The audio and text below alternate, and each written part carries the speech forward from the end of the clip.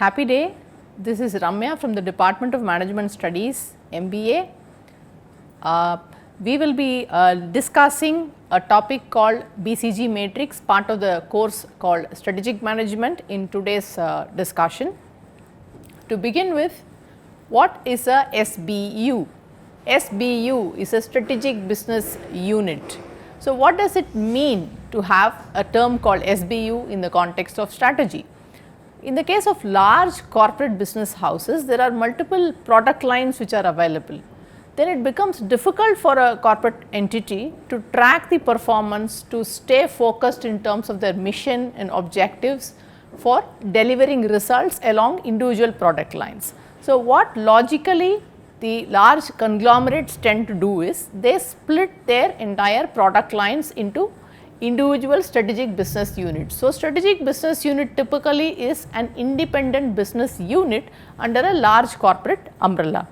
So, under a corporate umbrella, typically there is a vision, a mission and set of objectives formulated for every financial year. And under this, for individual product lines which are part of the SBUs also, we have individual missions, visions and objectives in place. How does an SBU differ from a normal large corporate setup? Now, these SBUs have their own set of product lines, have their own set of strategies, own set of competition prevailing in different industries. So, that is how they operate.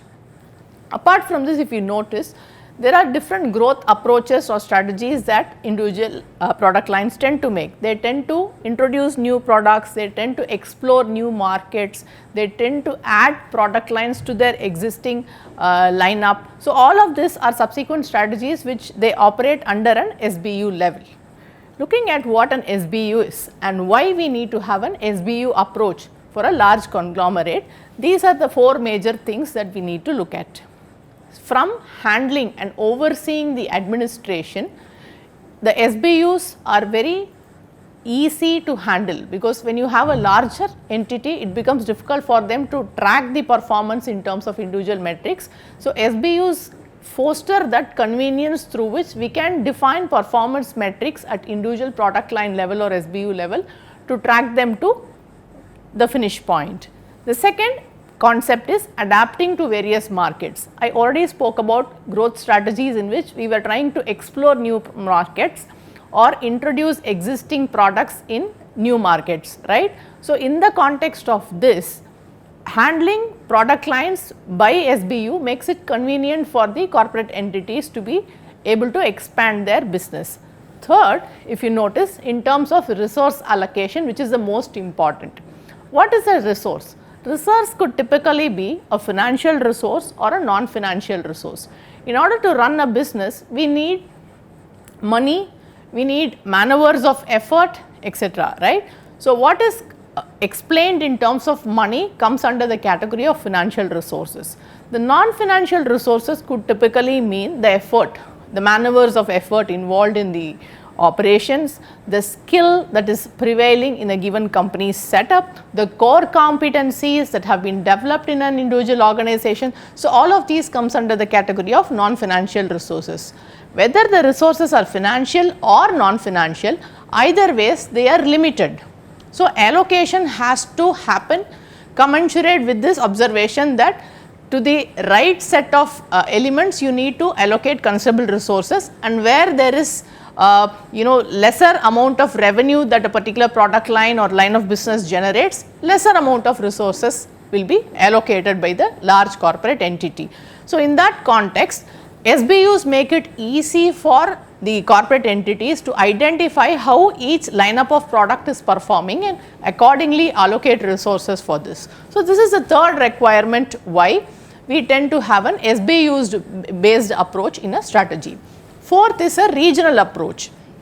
So, when we explore different markets, there needs to be a lot of flexibility. There will be certain line of products which are pilot tested in certain markets, and in others it could subsequently be expanded to. So, these sort of conveniences and flexibilities are also fostered through the SBU based approach. This is an example of the Tata group of companies. In India, we know that Tata group of companies has been in existence for more than 150 years. and they serve a very broad product lineup. So, they have multiple lines of businesses which cater to our day to day needs, right. For example, the Taj group of hotels is part of the hospitality group of Tata. The software industry, where TCS is a prominent player, is part of the software division of Tata. Like that, as we notice in this slide, Tata has a huge lineup of SBUs in place, touching upon every little business that you can typically think of in the Indian markets. Coming to BCG Matrix. Now we have understood till now the concept of an SBU, why we need to have an SBU in order to handle a business strategy. So, now in this we also notice that resource allocation becomes far more convenient when you use an SBU based approach.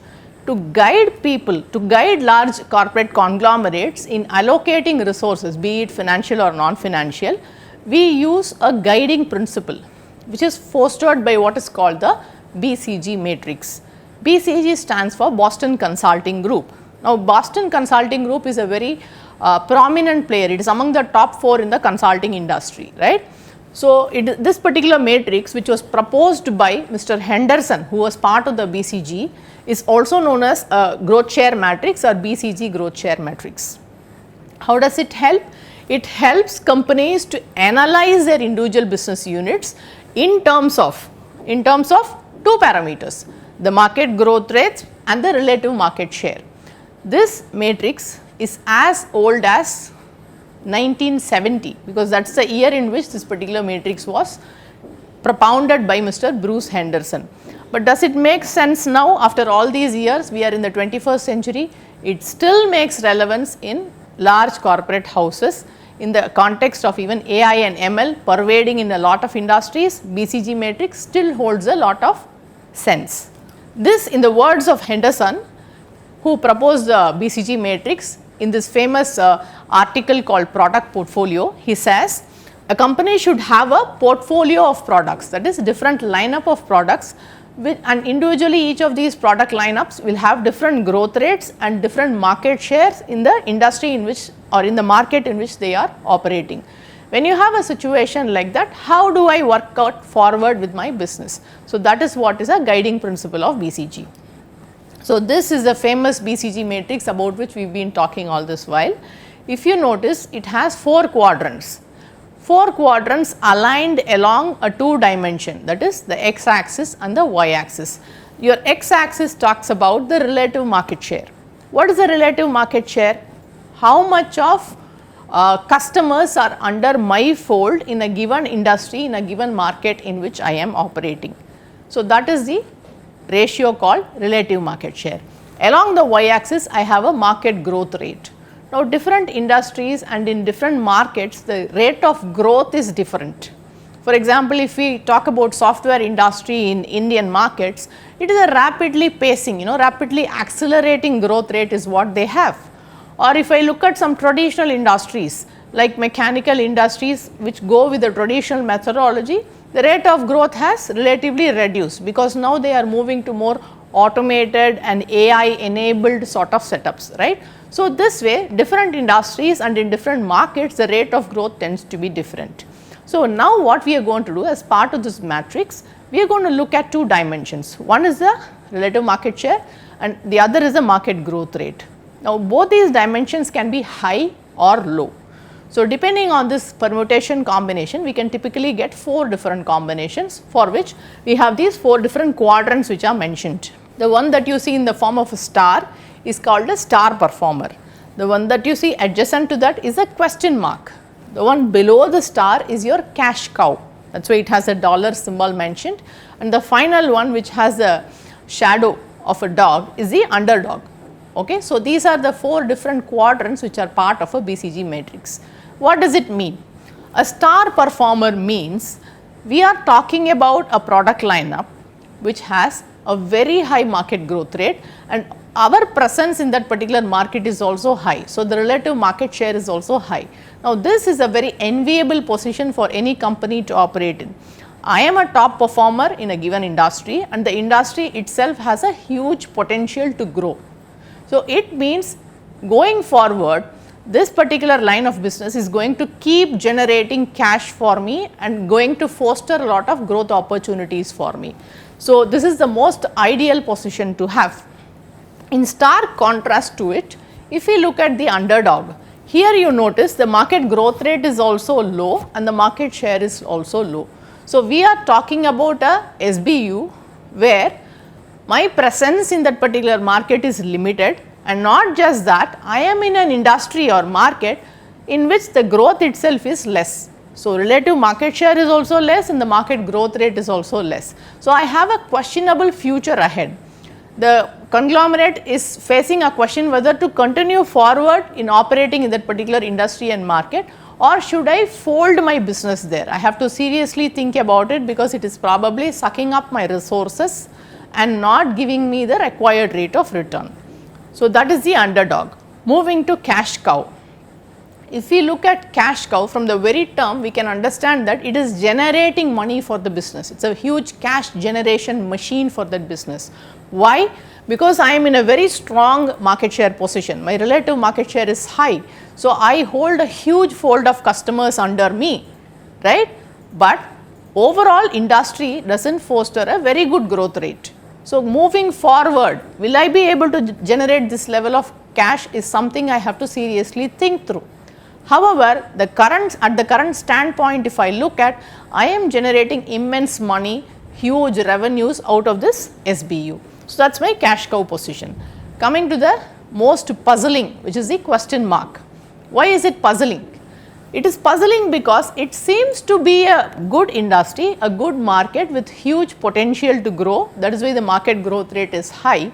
However, my presence in this given industry and market is very limited. My relative market share is low. So, what should the companies do? Companies, when they look at this matrix, what they will do, for example, when we took the example of Tata Group, all of those different business lines that we saw, they will put it into any one of these 4 quadrants to see how exactly are they performing. Now, as I noticed, a star performer is the best position to have. So, if I have more stars in my category of business, then it means I am in a very enviable position, I am doing very good. If I have more underdogs, then I have to seriously think through my business strategically and see how I can reposition those underdogs into any one of the other 3 quadrants. Question marks again is not showcasing a very positive future for me. It requires a realignment in my strategy to improve my market share position. So, this is how I will, in this line of thought only, the businesses will start thinking, right. So, if we take an example of Apple products, which we are all very well familiar with, Apple again has a huge lineup of products which are technically supposed to be very superior. So, are all of their products performing well? Are all of them star performers? That is really not the case. So, this slide showcases to you how different products of Apple are featured along the BCG matrix. We know that iPhones and watch has been a star performer consistently over the years. As and when they keep having upgraded versions of it, they have always seen them performing very well and generating a lot of revenue for them.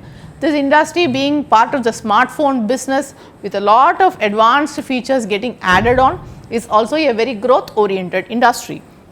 On the other hand, if you look at an iPad, now iPad seems to be losing its market share because far more advanced features are being available from the other competitors' offerings, right. So, iPad from a strategy point of view for Apple has to be reworked, realigned and seen to add more features or curtail certain features which are very redundant in its offering and come up with a more improved offering which appeals to the market, the audience eventually, right. So, that is what you will understand from this. I told you in the beginning of this lecture that resource allocation is made possible through the BCG matrix. So, how does that happen?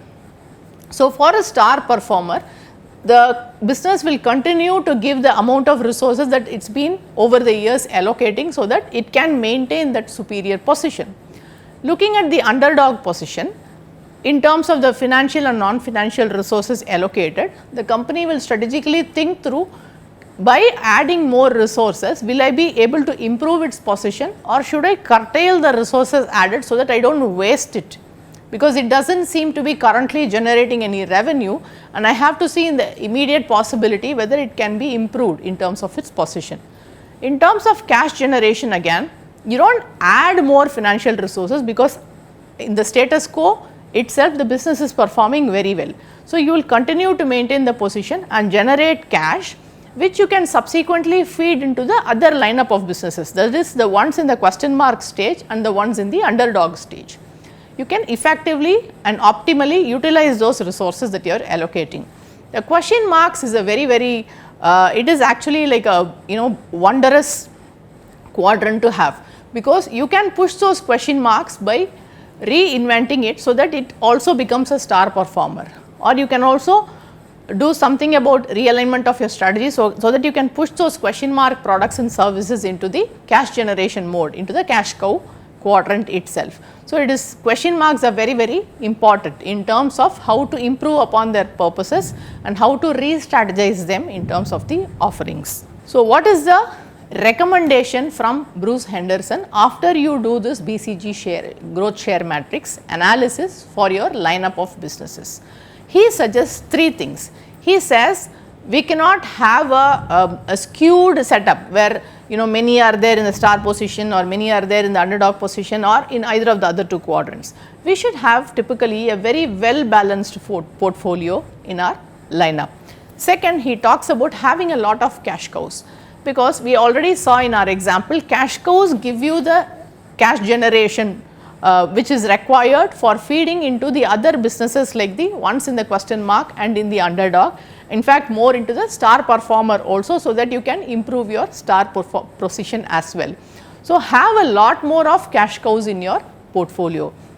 And the third is have a number of question marks. Why? Question marks are the ones which will fuel the engine forward. It is like a value based investing. Currently, they are not performing very well, but if you notice over the years, they will eventually get aligned into the requirements of the market and start performing well and start generating good revenue for the business. So, have a considerable number of question marks as well in your well balanced portfolio.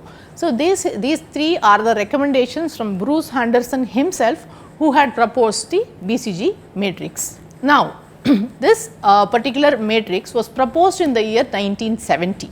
We are now in 2025. More than 2-3 decades have passed. I told you BCG matrix still holds relevance even in the AI age, right? But do we have to consume it in the same meaning? No. The business models itself have evolved over the years. Now the go-to market has been considerably reduced. Right from the time a particular product concept is conceived to a product getting created, idealized and then getting launched in the market, the time from the ideation stage to the launch stage has been completely reduced, right. That is why we say it is business at the speed of a lightning. So, sitting and doing this detailed analysis and realigning strategies, does it work even now? Yes, it does, with a little bit of tweaking the model though. So, what do we have to do? We have to accelerate, right. There is a very popular quote which says, fail small, fail fast. So, it is okay to have a number of question marks in your portfolio where you keep trying out. It is like pet projects which are part of a lot of large organizations where they try to conceive a new product and eventually take it to the market.